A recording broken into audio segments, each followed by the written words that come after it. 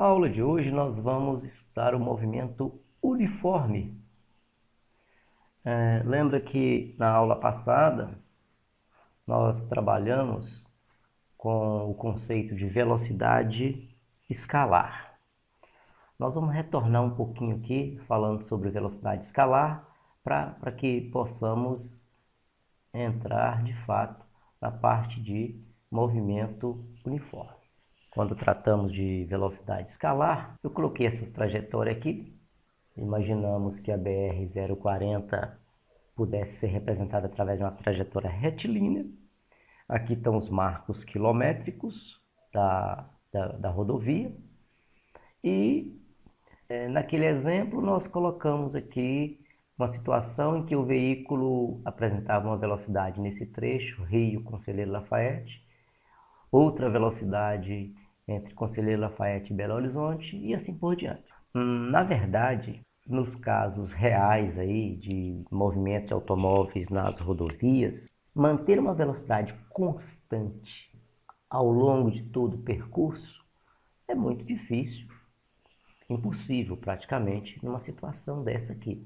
Mas nós vamos mostrar alguns casos em que é possível, até mesmo para trajetórias longas, uma situação de movimento uniforme, um movimento cuja velocidade média é igual à velocidade instantânea, que é uma velocidade não nula. Tem que ser uma velocidade constante, não nula. Vamos simular o seguinte caso. Vamos pensar aqui, por exemplo, um automóvel que sai do Rio de Janeiro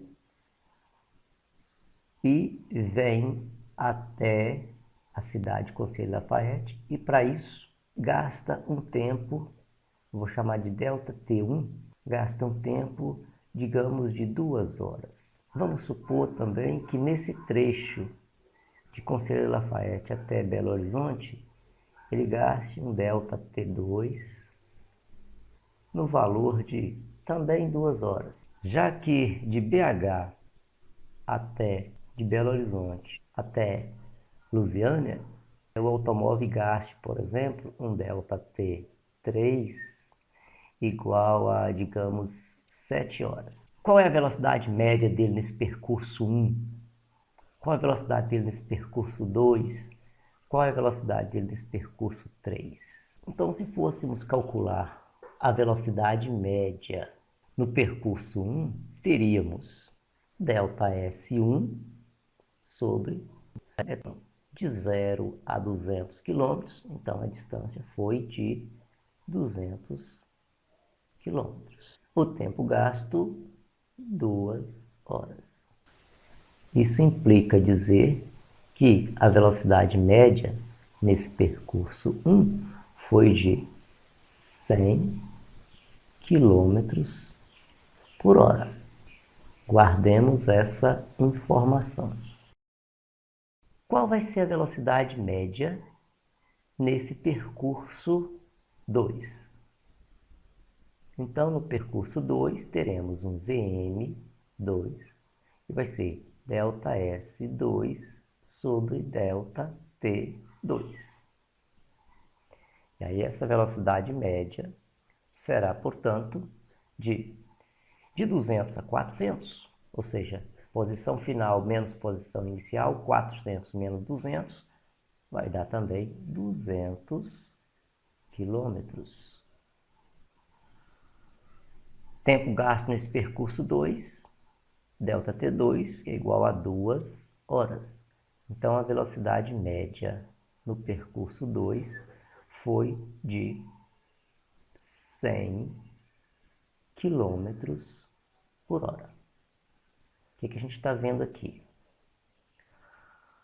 A velocidade média aqui foi igual à velocidade média aqui. Vamos calcular a velocidade média nesse percurso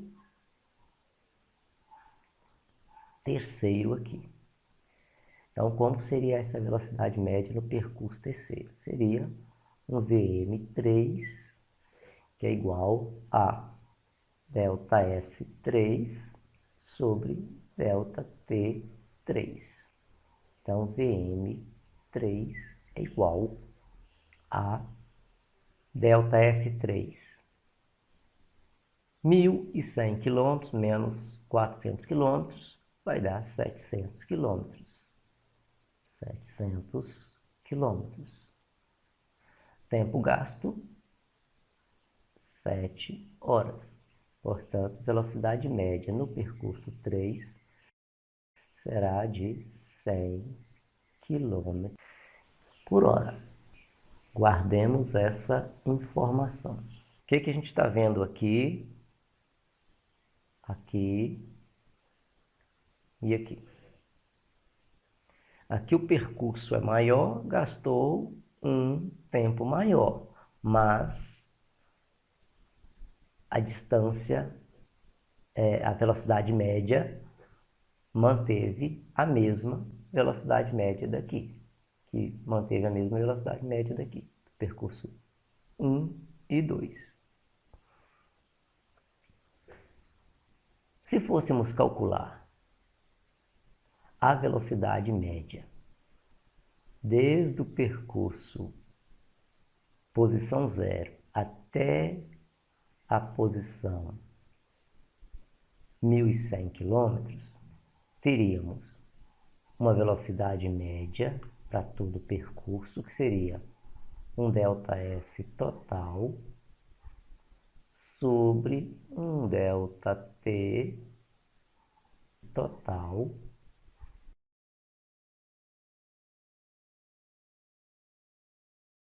ΔS total, essa distância desde o Rio de Janeiro até Lusiânia, que seria de 1.100 km. Então, teríamos velocidade média para todo o percurso, seria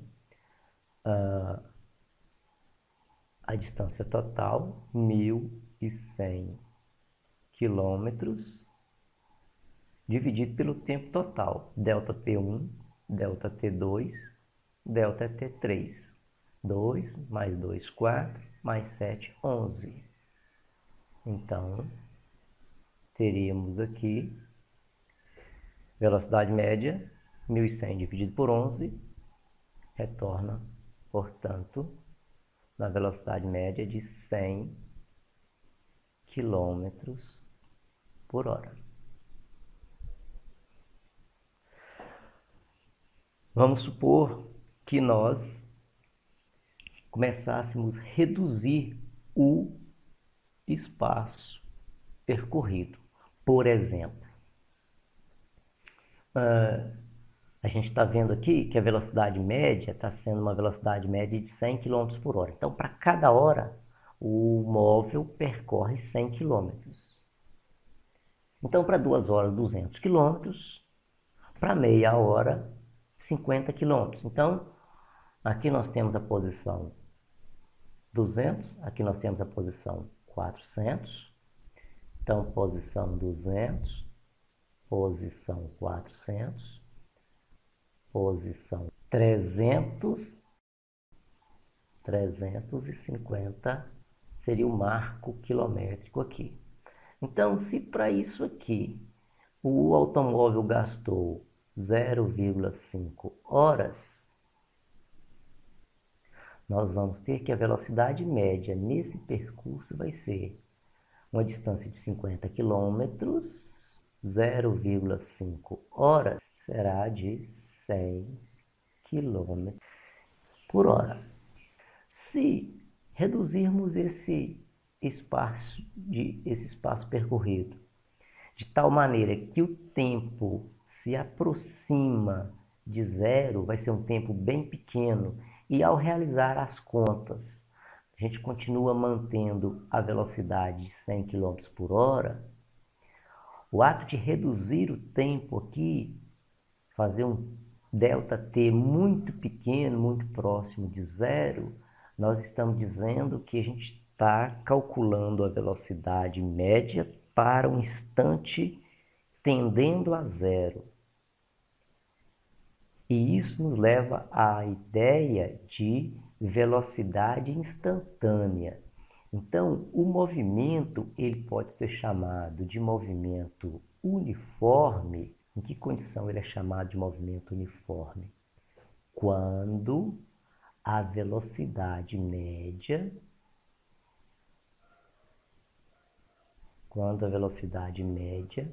coincide com a velocidade instantânea v. V é velocidade instantânea. Então, quando velocidade média coincide com a velocidade instantânea, nós dizemos que o movimento ele é uniforme. É a situação que eu calculei a velocidade média para aqui, obtive um valor, calculei a velocidade média para esse percurso, obtive um valor, calculei para esse percurso, obtive o mesmo valor, calculei para esse percurso, obtive o mesmo valor e calculei para esse percurso inteiro e obtive o mesmo valor. Depois eu fui estreitando o ΔT, obtendo o mesmo valor de velocidade média. Eu estreitando esse valor, valor de tempo, fazendo o tempo ser muito pequeno, eu digo que eu estou calculando a velocidade para um determinado instante. E aí a gente chama isso aí de velocidade instantânea. Então, quando a velocidade média coincide com a velocidade instantânea, nós podemos dizer que o movimento é um movimento uniforme. Então, apenas como exemplo, eu comentei instantes atrás aí que manter um movimento uniforme, ou seja, manter um movimento com velocidade constante, num intervalo de tempo muito grande, no caso dos automóveis nas rodovias, nas ruas das cidades, não é muito fácil não. Mas existem situações que para um intervalo de tempo considerável, a velocidade mantém-se constante, ou seja, temos uma situação típica de movimento uniforme. Aqui, como exemplo, um paraquedista. Então, existe uma situação quando o paraquedista salta e o paraquedas abre e passa um determinado intervalo de tempo, a velocidade dele aumenta até um determinado tempo e depois essa velocidade mantém-se constante. Quando ela mantém-se constante, passa a descrever então um movimento uniforme. Um outro caso aqui é um sistema de monitoramento de aviação, onde a gente consegue ver a atitude das aeronaves, o percurso que ela está fazendo, de que cidade para qual cidade. Então, no caso das aeronaves, por exemplo, é muito possível um avião, por exemplo, manter um percurso com velocidade constante, ou seja, com movimento uniforme, durante um longo intervalo de tempo. Aqui é um site que depois você pode procurar. Ele faz o monitoramento e aí você consegue ver a altitude da aeronave, medido aqui, por exemplo, em pés. Depois você faz a regra de 3. Cada 300 metros corresponde a aproximadamente 1.000 pés. Aproximadamente. Aqui são 19.000 pés. Vírgula no lugar de ponto porque é literatura inglesa. Aqui é a velocidade, 268 kN. Para você fazer a conversão aqui para quilômetro por hora, é multiplicar por 1,8. Isso aí não vou entrar em detalhe nessa aula aqui não. Então, cada quilonó equivale a aproximadamente 1,8 km por hora. Então, são os dados aqui da aeronave que está deslocando de Campinas para Salvador, onde o móvel mantém uma velocidade constante durante muito tempo. Então, temos um caso bem típico de movimento uniforme. Só a título de este exemplo aí. Então agora vamos tratar então do movimento uniforme em se tratando de equações que possa descrevê-lo bem. Então aqui foi desenhada uma trajetória. Olha, coloquei aqui a trajetória medida em metro, já no sistema internacional, e aí eu quero obter uma função, nós chamamos de função horária das posições, ou seja, é uma equação matemática que vai descrever a posição do objeto no decorrer do tempo. Então, o que nós queremos é escrever posição S em função do tempo. Esse é o nosso objetivo. Vamos supor que eu tenha um móvel, um objeto que tenha uma velocidade. Agora eu já estou falando de velocidade instantânea. A velocidade instantânea vai manter constante durante todo o percurso, por isso que nós estamos chamando de movimento uniforme. Então, digamos que esse objeto esteja descrevendo um movimento com uma velocidade de 10 metros por segundo. Então lembra, velocidade no mesmo sentido da trajetória, velocidade positiva. Então essa é a velocidade. Esse objeto saiu de uma posição inicial que eu vou chamar de S índice zero. Posição índice zero. A cada segundo que se passa, esse objeto percorre 10 metros. Então, baseado no conceito de velocidade média, e que a velocidade média coincide com a velocidade instantânea, podemos escrever o seguinte: velocidade instantânea é a distância percorrida dividido pelo intervalo de tempo. Nesse intervalo de tempo aqui, ó, vamos supor que o relógio estivesse marcando um tempo inicial, vou chamar de T inicial, T índice zero, T0. E para um tempo qualquer,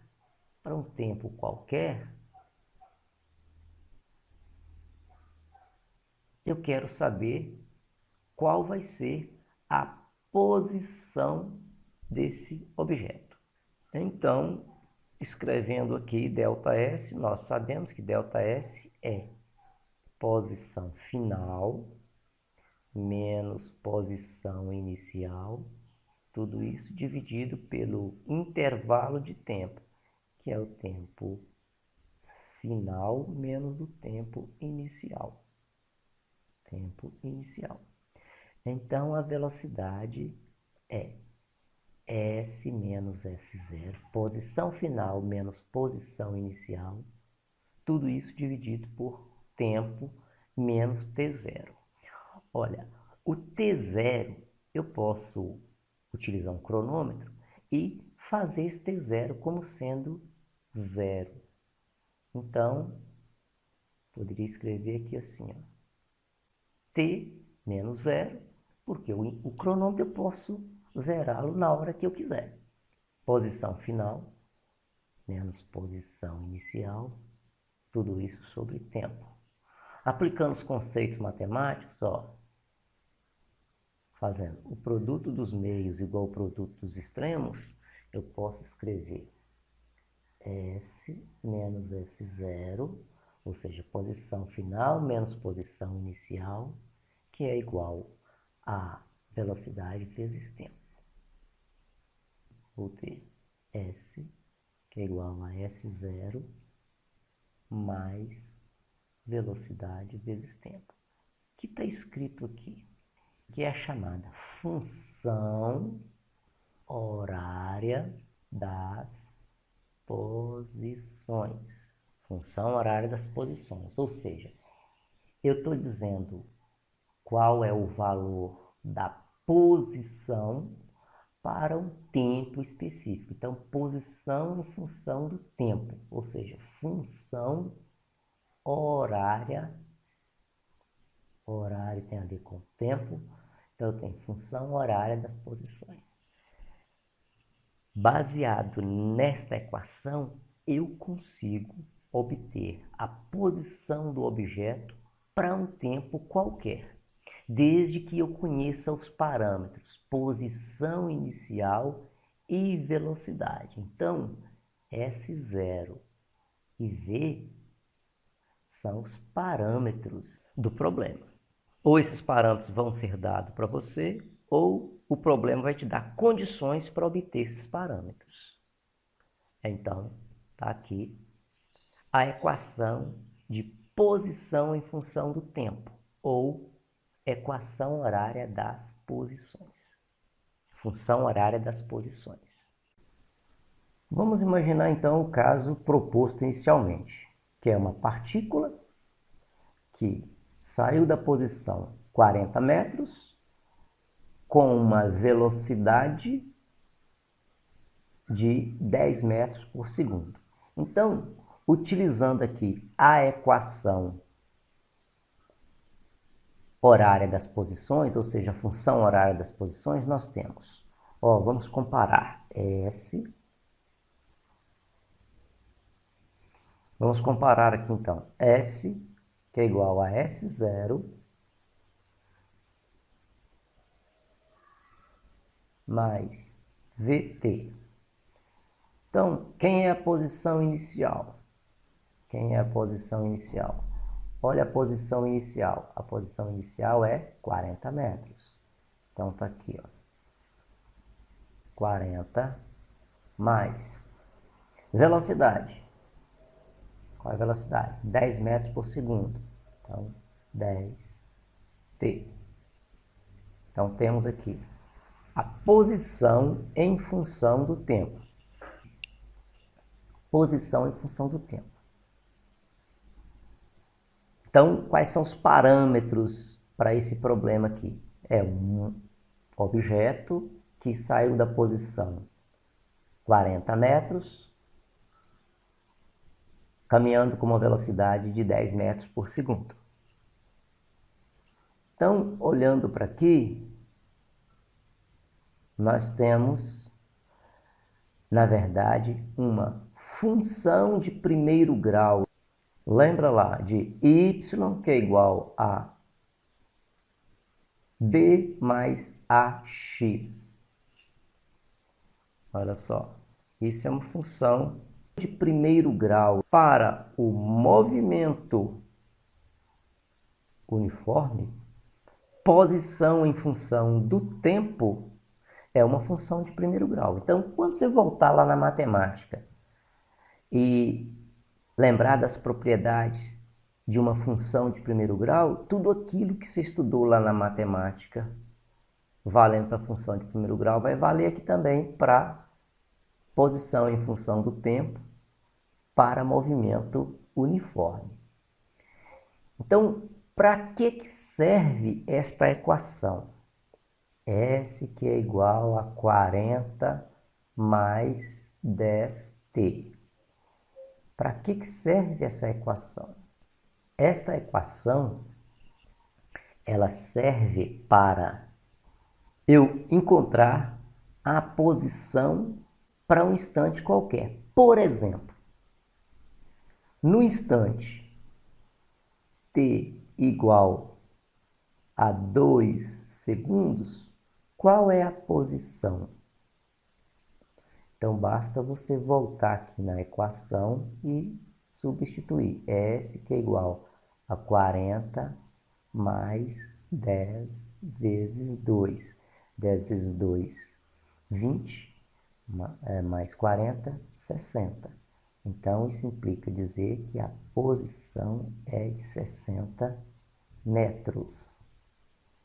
Olha, então, para o tempo de 2 segundos, a posição da partícula é de 60 metros. E é muito tranquilo. A cada segundo que se passa, a partícula desloca 10 metros. Por isso, velocidade 10 metros por segundo. Então, em um segundo, ela virá para aqui. mais 1 segundo para completar 2 segundos, ela virá para aqui, mais 3 segundos ela virá para aqui e assim sucessivamente. Então, dado o tempo, eu sei qual é a posição. Ainda falando desse problema onde a partícula saiu da posição 40 metros com velocidade de 10 metros por segundo. Já dissemos que a função horária das posições é posição. Agora nós vamos fazer a seguinte pergunta. Quando a partícula estiver na posição 120 metros, quando a partícula estiver aqui na posição 120 metros, quando a posição for de 120 metros, qual vai ser o instante que o relógio vai marcar? Utilizando a equação horária das posições, S que é igual a 40 mais 10t, lembrando que S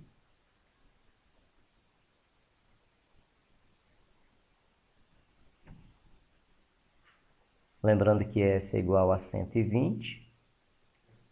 Resolvendo esta equação, nós temos 40 mais 10t, que é igual a 120. Portanto, 10t é igual a 120 menos 40, 10t é igual a 80. E, portanto, t será igual a 8 segundos. Outra observação que nós vamos fazer aqui é a seguinte.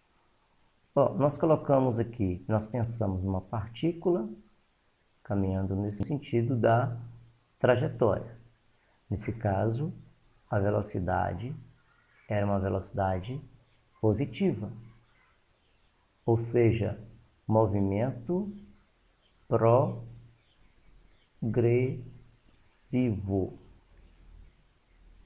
Se a partícula caminhar num sentido contrário, vai receber um sinal negativo, ou seja, movimento retrógrado. Então vamos lá. O primeiro problema de aprendizagem é aqui. Dadas as funções horárias abaixo, determinar o espaço inicial e a velocidade escalar no sistema internacional. Lembrando que sistema internacional, no caso da cinemática estudada até aqui, sistema internacional significa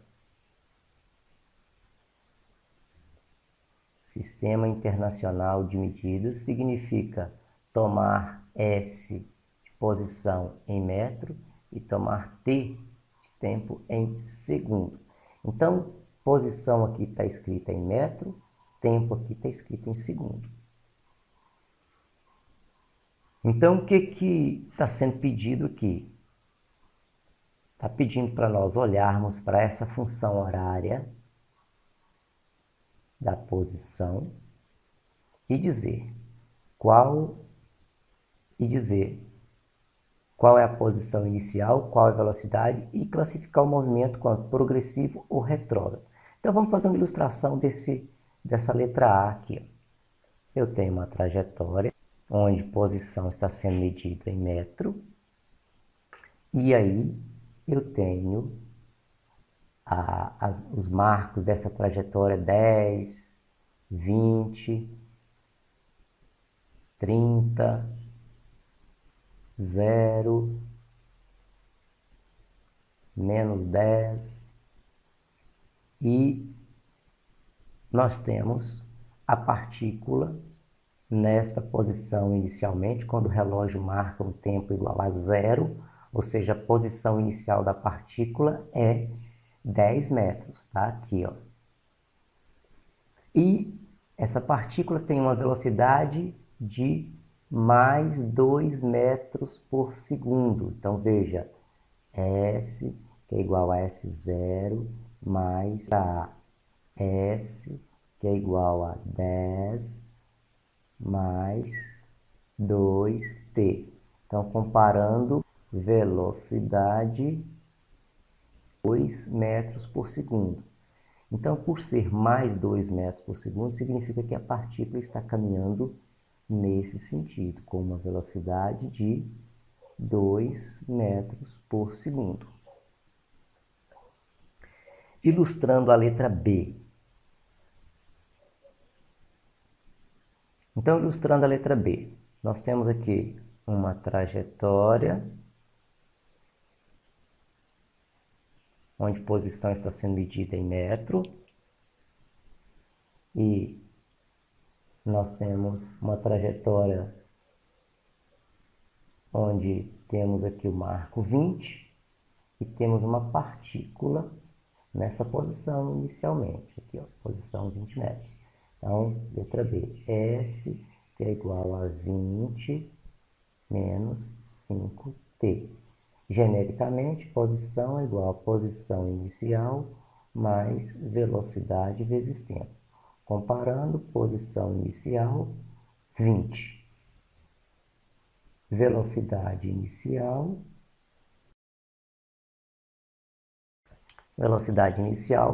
menos 5 metros. Então, a partícula está caminhando num sentido contrário à trajetória.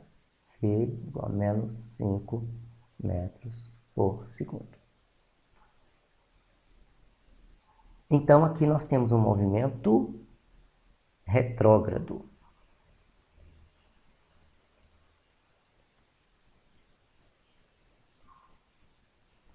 Movimento retrógrado. Já aqui na letra A, nós temos um movimento progressivo. E assim, continuando as análises, vamos ver a letra C. Na letra C, nós temos S, que é igual a menos 70 menos 4T. Então, teríamos aqui uma trajetória onde vamos estar a posição menos 70, posição tomada em metro. A partícula está inicialmente nessa posição de menos 70 metros, velocidade de menos 4 metros por segundo. Então, movimento contrariando a trajetória. Um V de menos 4 metros por segundo. Letra D. Olha aí a letra D. Na letra D nós temos S, que é igual a menos 50 mais 3T. Então, na letra D, se nós representarmos uma trajetória, posição medida em metros, nós temos uma posição inicial menos 50 metros e a partícula tem uma velocidade de mais 3 metros por segundo. Então, está caminhando para a direita, favoravelmente à trajetória. Então, velocidade de 3 metros por segundo. Então, um movimento progressivo. Progressivo. Aqui na letra E, nós poderíamos escrever isso aqui assim, ó. S, que é igual a 0 mais 8T. Então, e a partícula sai de uma posição inicial que é igual a 0. Aqui está a partícula. E ela tem uma velocidade de, ó, por comparação, veja, S é 0 mais 8T. S é igual a S0 mais VT. Posição inicial 0, conforme está mostrado aqui. Velocidade 8 metros por segundo. Velocidade 8 metros por segundo. Então, mais 8 metros por segundo. Caminhando favorável à trajetória, portanto. Então, V é igual a 8 metros por segundo. O movimento é progressivo.